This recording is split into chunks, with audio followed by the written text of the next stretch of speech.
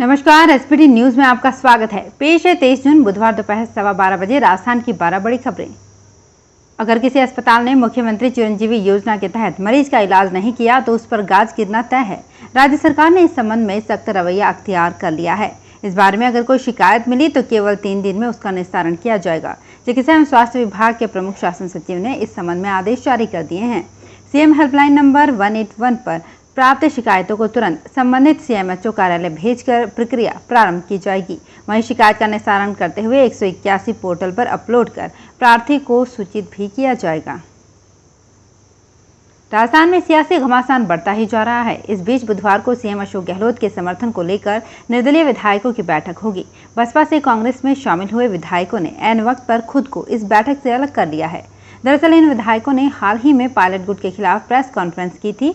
तब ये सवाल खड़ा हुआ कि जब ये विधायक कांग्रेस में शामिल हो चुके हैं तो अलग से प्रेस कॉन्फ्रेंस क्यों की गई। भीलवाड़ा में आखिरकार एक पखवाड़े बाद जिला कलेक्टर शिव प्रसाद मदन नकाते ने मनरेगा में 60 लाख के 34 कार्य बिना किसी सक्षम अधिकारी की स्वीकृति के पास करने के मामले में जिला परिषद के 3 अधिकारियों को 17 CCA का नोटिस जारी कर दिया। लंबे समय से निर्देश जारी होने के बावजूद तीनों को नोटिस जारी नहीं होने पर इसको लेकर जिला कलेक्ट्रेट में खासी चर्चा थी। राजस्थान लोक सेवा आयोग में सहायक अभियंता सिविल विद्युत यांत्रिकी प्रतियोगी परीक्षा राज्य सेवा 2018 के मुख्य परीक्षा परिणाम में उत्तीर्ण अभ्यर्थियों की काउंसलिंग बुधवार से प्रारंभ होगी। अभ्यर्थियों को कोरोना संक्रमण के चलते काउंसलिंग में उपस्थिति से पूर्व 72 घंटे की कोविड-19 जांच रिपोर्ट लानी जरूरी होगी। सचिव शुभम चौधरी ने बताया कि सहायक अभियंता सिविल विद्युत यांत्रिकी प्रतियोगी परीक्षा राज्य सेवा 2018 के तहत मुख्य परीक्षा परिणाम 4 मार्च को जारी किया गया था। पाली जिले में राष्ट्रीय राजमार्ग 25 ब्यावर बाड़मेर पर जोधपुर बर्फ 4 लेन का 90% काम पूरा हो चुका है।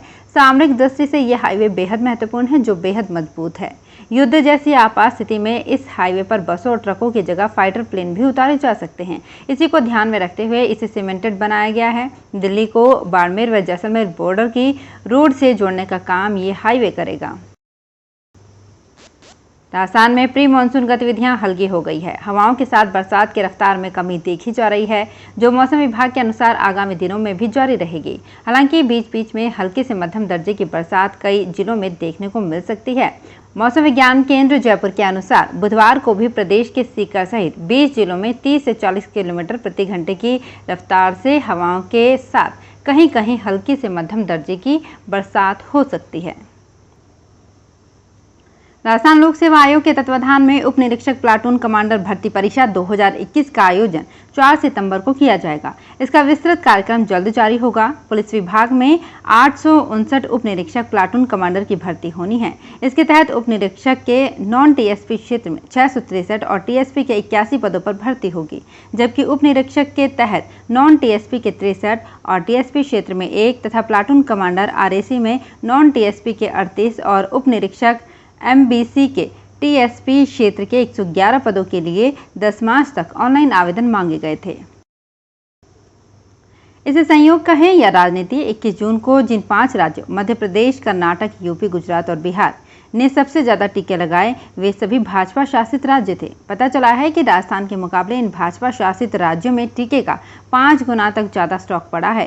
राजस्थान में 21 जून को कुल 4,72,000 टीके लगाए गए और प्रदेश के पास स्टॉक में सिर्फ 2,51,000 टीके बचे हैं, जबकि मध्य प्रदेश ने सोमवार को रिकॉर्ड 15,42,632 टीके लगाए। बावजूद इसके उसके पास अभी 10 लाख टीकों का स्टॉक पड़ा है।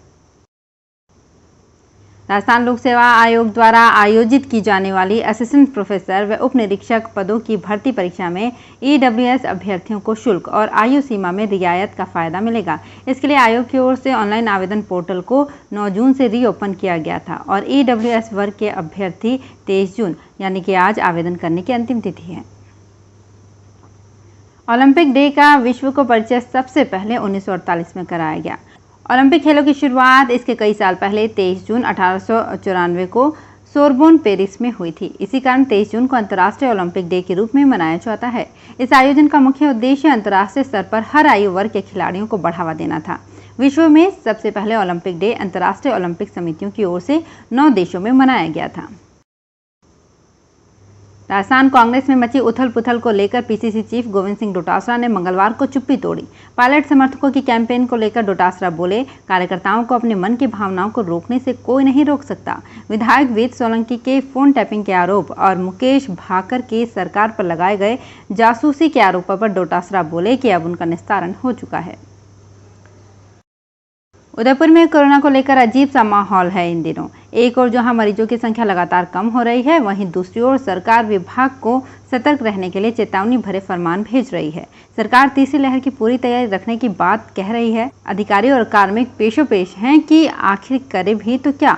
वे ये नहीं समझ पा रहे हैं कि मरीजों की घटती संख्या के बीच कैसे लोगों को चेताया जाए कि वे अभी सतर्क रहें। तो फिलहाल इस बुलेटिन में इतना ही। फिर हाजिर होंगे कुछ और बड़ी खबरों के साथ। एसबीटी न्यूज़ के और भी वीडियोस को देखने के लिए हमारे चैनल को सब्सक्राइब करें और नोटिफिकेशन पाने के लिए बेल आइकन को प्रेस करें।